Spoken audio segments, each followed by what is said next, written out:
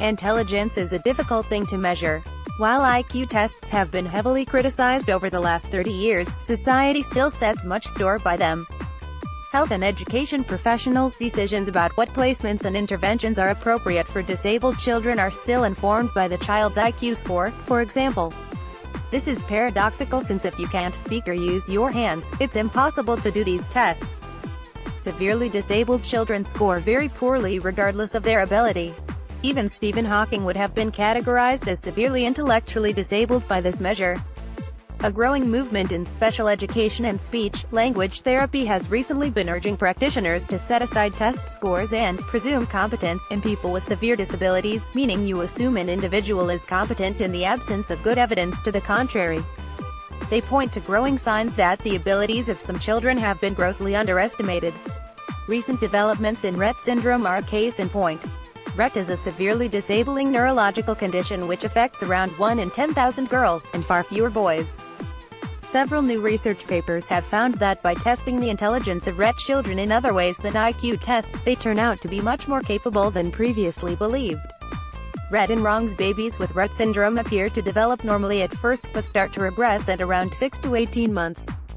Most children are left unable to talk or use their hands. Children who have learned to walk before the onset of regression become unsteady on their feet and many stop walking altogether. Most experience problems with their breathing and seizures are common. The condition requires lifelong, round-the-clock care. The traditional assumption is that these children are severely intellectually disabled. When NBC News chief foreign correspondent Richard Engel's son Henry was recently diagnosed, for example, Engel was told, "It's not just that he likely won't walk or talk and may be confined to a wheelchair, he won't understand what a wheelchair is, let alone how to operate it." This view has long been at odds with what parents, including ourselves, observe in our children. Parents often report that their child appears to show a considerable understanding of language, makes appropriate and intense eye contact and seems to communicate their intentions by looking in the direction of what they have in mind, known as eye pointing. Advances in technology over the past 10 years have begun to use this eye pointing to help people with Rett or other profoundly disabling conditions like late-stage motor neurons disease or cerebral palsy to make choices and communicate independently. Using a system known as eye gaze, they can now control computers by looking at particular items on a screen. This is detected by the computer through a series of lights and cameras. Latest findings: researchers have recently used eye gaze to challenge the old assumptions about Rett children's intellectual abilities. In one study, a team in Tel Aviv modified a standard vocabulary test, the Peabody Picture Vocabulary Test version 4, for a group of 17 girls with Rett. In a normal Peabody test, children are given sets of 4 pictures and asked to point to the one that best illustrates a word spoken by the examiner.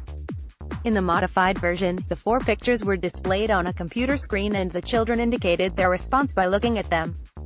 Remarkably, almost a third of the girls showed a vocabulary at a level indicative of either mild intellectual impairment or even within the normal range.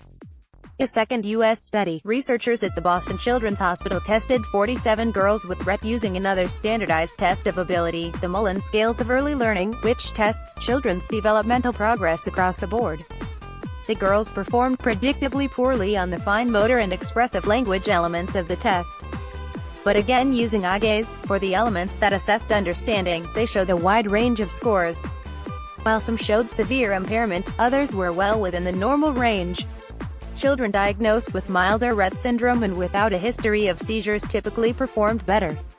Are the results a good indication of intelligence? Certainly when you look at the testing protocols used by the researchers, it seems unlikely that they overestimated the children's abilities. On the other hand, they may have underestimated them. Eye gaze is not an easy technique to master. Not all the girls were used to the technology, and they were being measured against scales developed using children who weren't dealing with any kind of added complication. And when people caring for Rett girls presume the child is severely intellectually disabled, they probably don't expose them to language in the same way they would a normal child. These results have profound implications for the future of people with this syndrome, and for the debate about presumed competence. If Rett children are only mildly intellectually impaired or even within the normal range of intelligence, it's necessary to urgently revisit how they are supported and educated. Eye gaze technology promises to be the key to unlocking their potential. It underlines the importance of presuming competence in people whose intellectual abilities may be unclear. This feeds into previous revelations about the intellectual capabilities of some people with locked-in syndrome, to which Rett syndrome is sometimes compared. Without presuming competence, even people as gifted as Stephen Hawking may be deemed intellectually disabled. Not only does this have severe consequences for the individual, the loss to society could be nothing short of galactic.